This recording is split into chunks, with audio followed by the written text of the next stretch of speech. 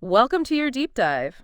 We're diving into some listener submitted files today, and wow, are they dense? Dense is putting it lightly. Yeah. Yeah. It's mind flayers, but we're going way beyond like your basic monster manual stuff here.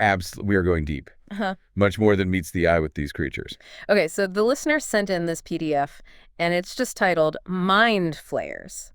Straightforward. Yeah, someone's deep in a campaign world or, just really into illithids. But here's the thing, they're not born the way you and I are. Like, it's this whole process called seromorphosis where a mind flayer larva basically takes over another creature's body. Yeah, it's like a parasitic relationship. Oh, absolutely. Taken to this horrifying extreme.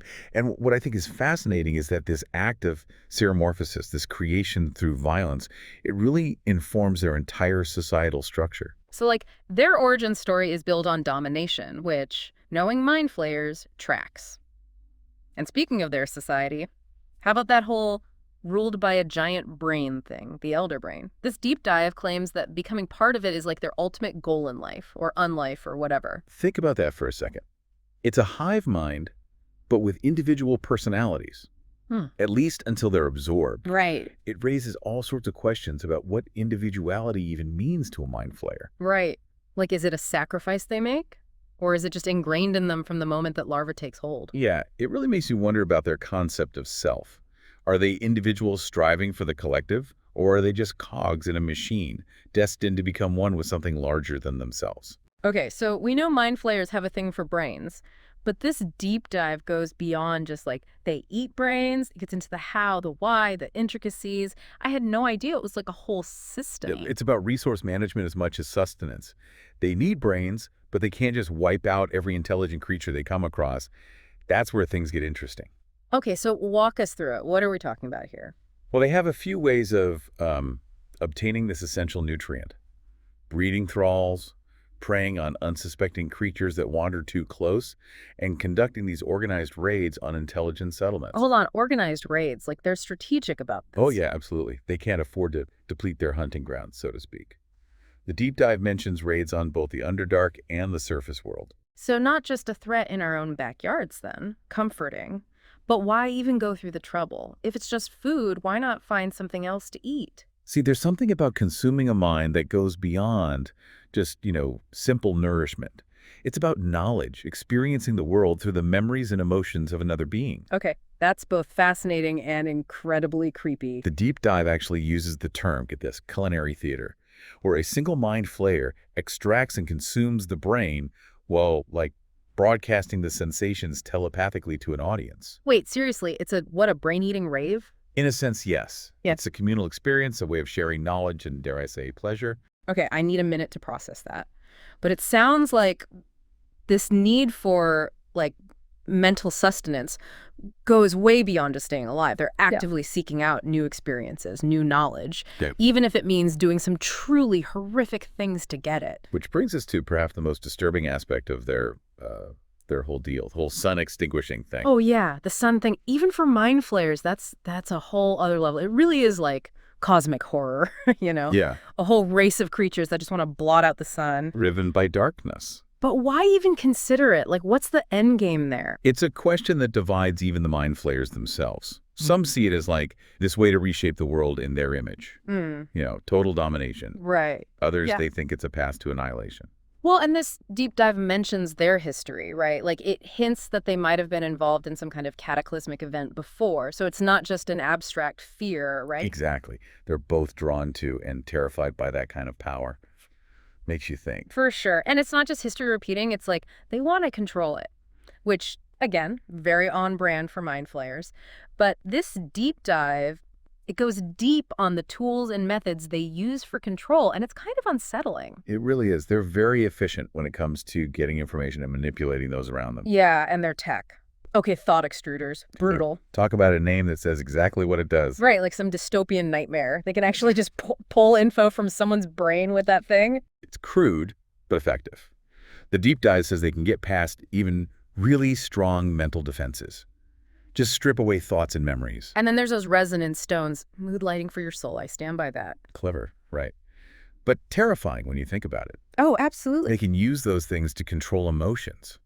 Fear, despair, even like a false sense of peace. Imagine just walking into a room and bam, hit with pure terror. No thanks. It's like we're weaponized emotions. And other creatures, too. You remember those neothelids from the first deep dive? Oh, right. The giant feral tadpoles. Yep.